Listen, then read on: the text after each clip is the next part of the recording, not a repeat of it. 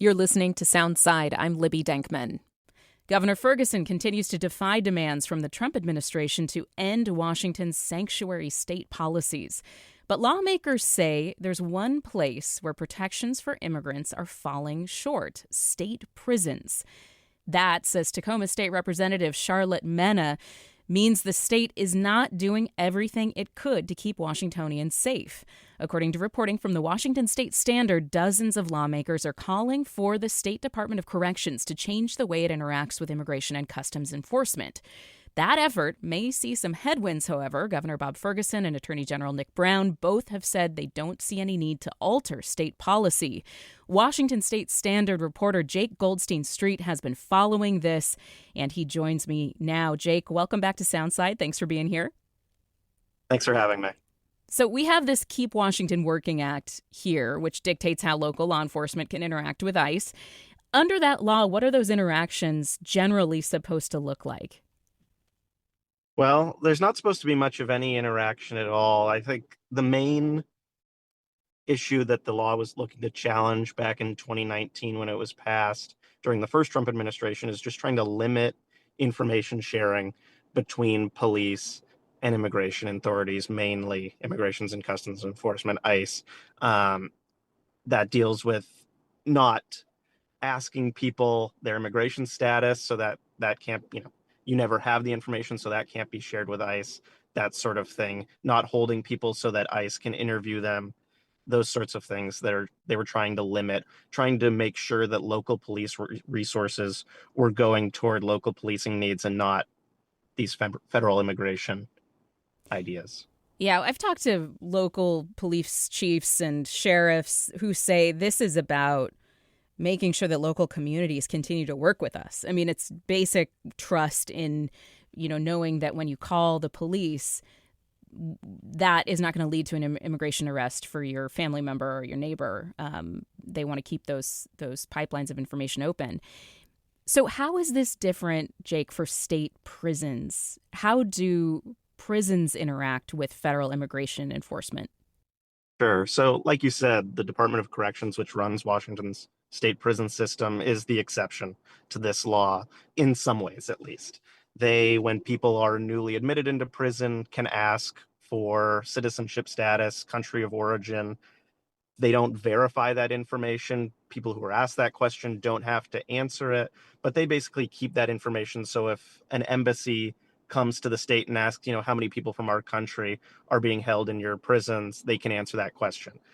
This isn't something that gets shared generally with immigration authorities, but the state does keep that information. And there have been concerns lately over the past few months about the Trump administration stretching the ways that it can obtain data from states, mainly among Medicaid and food stamp recipients, to make sure that that's being used in the way they want it to be used. Another way is the Department of Corrections every week sends a list of people who have been newly admitted to prison directly to ICE. This is everyone who is newly admitted. This doesn't have to do anything with the answer they gave for their immigration status. And then ICE can use that list, check with their list of people who they think should be deported, what they call people who have detainers. And then they can give DOC that detainer. And so then that starts a process where when that person is eventually released, DOC and ICE coordinate to release that person directly from prison to ICE custody in most cases.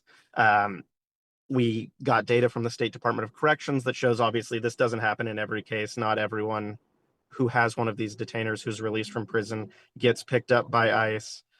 This year through mid-July, there were 61 people with detainers who were released. 51 of those were released directly to ICE.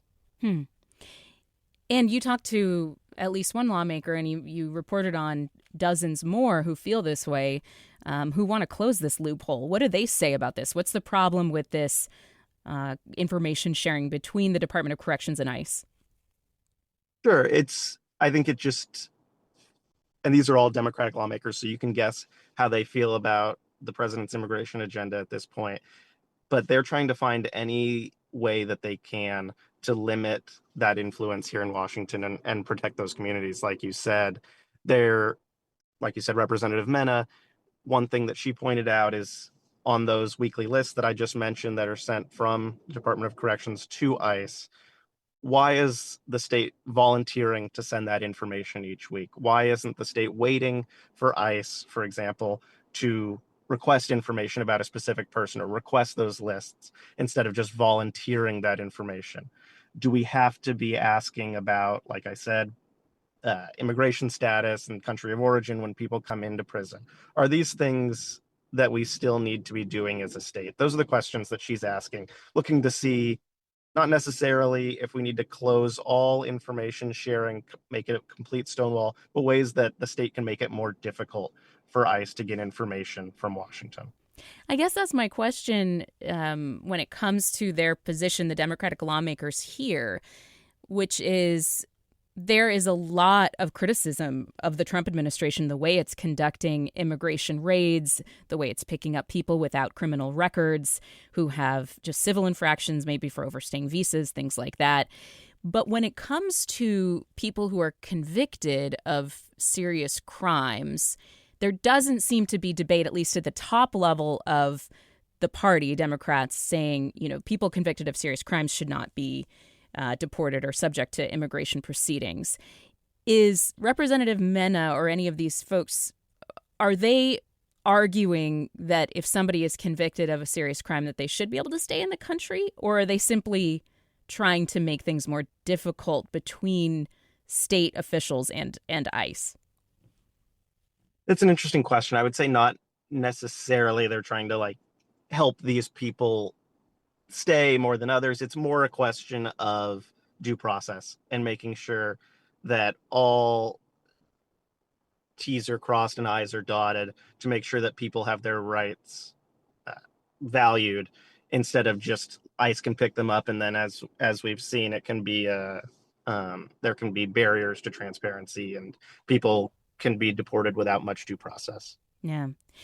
So what are the governor and the attorney general saying at this point? Because we've certainly seen them stand up to a number of Trump administration policies. They have, for example, gone after the Adams County Sheriff, Dale Wagner. Nick Brown filed a lawsuit against him for sharing inmate immigration with the federal government. That's for the county jail.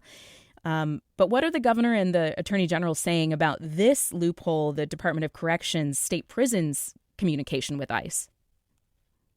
Yeah, it's an interesting question. I think there is a lot left unsaid in what they're willing to say about it. I think they use the word balance, both of them, a lot when talking about this issue. Governor Ferguson was the attorney general at the time the law was passed and was involved in making sure that the law would stand up to legal challenges. And I think there are concerns that if you close this Department of Corrections gap or exception in the law, that could make it vulnerable to litigation that could, threaten the whole law. I think that's a big issue. And then also the question of these are people who are convicted of felonies who are serving state prison time. Many of them, we have the data from the Department of Corrections, the people who are currently being held with these detainers who could see coordination on their release between the department and ICE. Many of them convicted of the most serious crimes we have, murder, sex offenses, those sorts of things. And so I think there's also an optics question of these are people who, when they went into prison, they may have had lawful status, but you lose that oftentimes when you commit a crime. It does seem like a delicate thing that they're walking, the line they're walking here, Jake, because, I guess county jails, there's a good argument to say a lot of people in them it's pretrial detention. These are not people who have been convicted of anything. And you might see lower level offenses than people who are convicted of felonies in state prison. Certainly that is one argument. But it does seem like they're holding two state agencies to different standards at the same time, Brown and Ferguson. I don't know if you have any other insight on sort of the way they are trying to keep that balance and the headwinds that they're facing among at least some progressive members of the legislature. Yeah, I think this is an issue that the governor has been grappling with, obviously, like I said, since years ago before he became governor, but it's also something I think he's been hearing concerns about since he first came into office. He, in a press conference in February, where otherwise was just bashing on Trump alongside the attorney general and other state leaders, the one thing that he said he wouldn't do is change this policy around Department of Corrections and their information sharing with ICE. And so it seems to be kind of that one line in the sand that the governor has otherwise has been made protecting immigrants one of the animating issues of his first few months, 7 months in office. Is there anything that these legislators can do if they want to change this policy? Is this something that they can try to pass a law in the next session, for example? Sure, they definitely could. And the next session begins in January and runs through mid-March. They could definitely pass a law, but I think many would be wary of that. In changing the law, then you, like I said, you could run into court challenges versus there are things you can do in terms of just department policy, agency policy, state policy, that don't necessarily need to be changed through law in some of these things that they're looking at. Like I reported in the article, Representative Mena is looking at ways that the governor could shape this through executive action instead of through a new law. Yeah. Any indication about whether Attorney General Pam Bondi is taking notice of this participation by the Department of Corrections in Washington? I mean, she sent these pretty threatening letters to a number of states and local officials earlier this month, basically threatening to go after their funding if they have sanctuary policies and even prosecute local leaders criminally who are in support of sanctuary policies.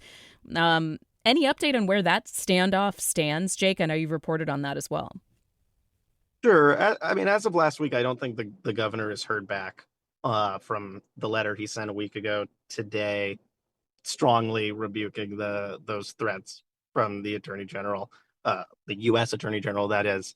And I haven't had any indication that she knows much about the Department of Corrections policy other than the Department of Homeland Security obviously knows a lot about it.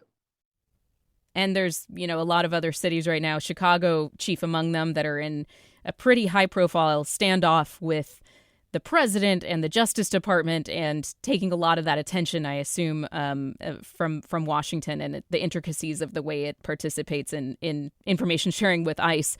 Anything else people should know about this story? Jake, you've done a great job at The Standard keeping us updated and following the ins and outs of what's happening here. I appreciate that. I think the thing to note, I mean, it's impossible to predict what the administration will do, but I think it's a good bet that we'll see something similar to what Chicago is dealing with, what other jurisdictions have been dealing with in terms of the Department of Justice escalating this to litigation, to trying to deal with these laws in court. They haven't been successful in tackling those, especially in Illinois. But I think that's a reasonable next step. But it's impossible to know what exactly the plan will be. I mean, to an observer, I feel like it's only a matter of time before we're going to start to see the threats to send National Guard to Seattle, of course. But again, priorities being what they are, you're probably going to watch, Baltimore, Chicago, Oakland, other cities go through this first. Jake Goldstein-Street, reporter for the Washington State Standard. It's a really important time to be watching this. The policy and political standoff between the federal government and our state. I really appreciate your reporting, Jake. Thanks again. Yeah, thanks for having me. Thanks for listening to Soundside. This show is only possible because listeners support us. If you're able to give right now, please check out the show notes for a link to donate. And don't forget, you can listen live on KUOW 94.9 FM Seattle at noon and 8 p.m., Monday through Thursday, or anytime online at KUOW.org.